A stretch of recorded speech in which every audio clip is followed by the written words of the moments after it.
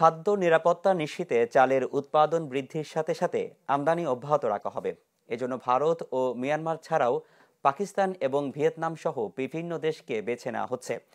এসব কথা বলেছেন খাদ্য উপদেষ্টা আলী ইমাম মজুমদার। দুপুরে চট্টগ্রাম বন্দরে মিয়ানমার থেকে আসা 22,000 টন চালের খালাস প্রক্রিয়া প্রত্যক্ষ করতে এসে এসব কথা বলেন। উপদেষ্টা বলেন, রাজনীতির সাথে বাণিজ্য মেলানো ঠিক হবে না।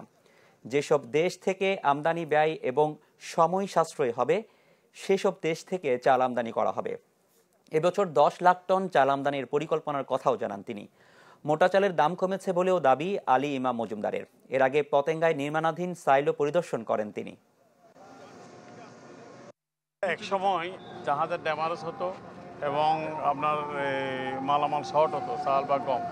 বিভিন্ন আন্তর্জাতিক যারা সুনামধন্য বড় বড় সরবরাহকারী, তাদের সাথে আমার একটা চুক্তি হয় যে বাংলাদেশে তারা যে চাল বা গম সাপ্লাই দিবে তার সমস্ত দায় দায়িত্ব, জাহাজের ড্যামারেজ এবং অতিরিক্ত শর্ট ল্যান্ডিং হলে সব দায় দায়িত্ব আমি নেব। আমরা তো আভ্যন্তরীণ উৎপাদনের দিকটাতে সবচেয়ে বেশি দিচ্ছি, কারণ বিদেশ থেকে না আনতে পারলে আমরা সকলেই সবচেয়ে খুশি হব। দাম বাড়া বন্ধ হয়েছে 1 নাম্বার। 2 নাম্বার কথা, দাম কিন্তু 3 থেকে 5 টাকা পর্যন্ত মোটা চালের যেটা আছে সেটা হয়তো আমি খাই না।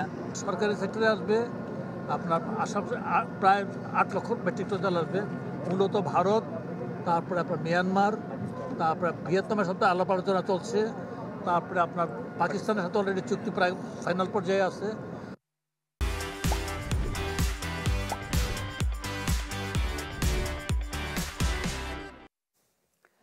মিয়ানমারে ধরে নিয়ে যাওয়া পণ্যবাহী 3টি বাংলাদেশি কার্গো জাহাজের মধ্যে 2টি ছেড়ে দিলেও এখনও একটি আটকে রেখেছে মিয়ানমারের বিদ্রোহী গ্রুপ আরাকান আর্মি। বিস্তারিত জানাতে যোগ দিচ্ছেন আজিম নিহাদ।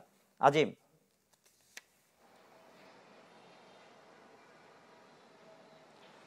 রনি, গতকাল দীর্ঘ সময় বন্দি থাকার পরে 2টি জাহাজ টেকনাফ স্থলবন্দরে এসে মাল খালাস করলেও এখনও কিন্তু বাকি যে একটি জাহাজ রয়েছে সেটি এখনও আরাকান আর্মির হাতে জিম্মি দশায় রয়েছে। আমরা যেটি সর্বশেষ ব্যবসায়ীদের মাধ্যমে যেটি জেনেছি যে তাদেরকে মূলত বাংলাদেশের কাছাকাছি চলে এসে, অর্থাৎ টেকনাফের কাছাকাছি আসার পথে নাইখুন্দিয়া যে এলাকাটি রয়েছে সেখান থেকে 3টি জাহাজ, কার্গো জাহাজ, সেগুলো ধরে নিয়ে যায়। ধরে নিয়ে যাওয়ার পরে প্রথমে তারা বলেছিলেন যে তল্লাশি করার জন্য নিয়ে যাবেন, পরে 1 দিন 2 দিন করে প্রায় 4 দিন আটকে রাখার পর গতকাল 2টি ছেড়ে দিয়েছে এবং বাকি একটি এখনও পর্যন্ত ছাড়েনি। আমরা বিভিন্ন সূত্র থেকে যেটি জেনেছি, বিভিন্ন জনের সাথে কথা বলে, যদিও এখনও পর্যন্ত কাস্টমস থেকে বা বন্দর কর্তৃপক্ষ থেকে স্পষ্ট কোনো বক্তব্য দেওয়া হচ্ছে না, কিন্তু তারপরেও আমরা ব্যবসায়ীদের সাথে কথা বলে যেটুকু জেনেছি যে তারা মূলত আরাকান আর্মিরা চাই হলো, যেহেতু বাংলাদেশের অভ্যন্তরে ঢোকার সময়, বিশেষ করে টেকনাফ স্থলবন্দরে আসার পথে যে অংশটি নদী হয়ে পার হতে হয় সেটা এখন মোটামুটি সেখানে বলা চলে যে পুরোটাই এখন আরাকান আর্মির নিয়ন্ত্রণে। ফলে তাদের নিয়ন্ত্রিত এলাকা থেকে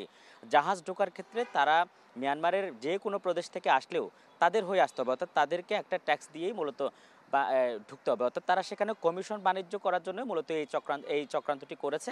এরই অংশ হিসেবে তারা 3টি জাহাজ আটকে রেখেছে। বিভিন্ন দেন দরবারের ফলে গতকাল 2টি জাহাজ এসেছে, বাকি একটি জাহাজের বিষয়ে ব্যবসায়ীদের পক্ষ থেকে বাংলাদেশ সরকারের বিভিন্ন জায়গা থেকে তাদের সাথে যোগাযোগের চেষ্টা করা হচ্ছে এবং তাদের সাথে দেন দরবার শেষে একটি ধারণা করা হচ্ছে আজকে বিকেলের মধ্যে সেটিও ছাড়া পেতে পারে। যদি ছাড়া পায় সেক্ষেত্রে টেকনাফ স্থলবন্দরে পৌঁছানোর কথা রয়েছে। তবে সবচেয়ে আশঙ্কার যে বিষয়টি ব্যবসায়ীদের কাছে নতুন করে, আগে এক সময় যুদ্ধ চলাকালীন সময়ে তারা বিভিন্ন সময় জাহাজ লক্ষ্য করে গুলি ছুড়ত, কিন্তু এবার প্রথমবারের মতো এই ঘটনাটি যে জাহাজ আটকে দিয়েছে তারা। ফলে এই পথ থেকে টেকনাফ স্থলবন্দরে আসার পথে যে জাহাজ আটকানোর ঘটনাকে কেন্দ্র করে ব্যবসায়ীরা যেটি বলছেন, নতুন করে তাদের মধ্যে নতুন উদ্বেগ তৈরি হয়েছে। কারণ আরাকান আর্মির সাথে যতক্ষণ না পর্যন্ত চূড়ান্তভাবে কথা হচ্ছে ততক্ষণ পর্যন্ত তারা উপার থেকে মালামাল নিয়ে জাহাজগুলো টেকনাফ স্থলবন্দরে নিয়ে আসতে তাদের মধ্যে আশঙ্কা কাজ করছে। রনি,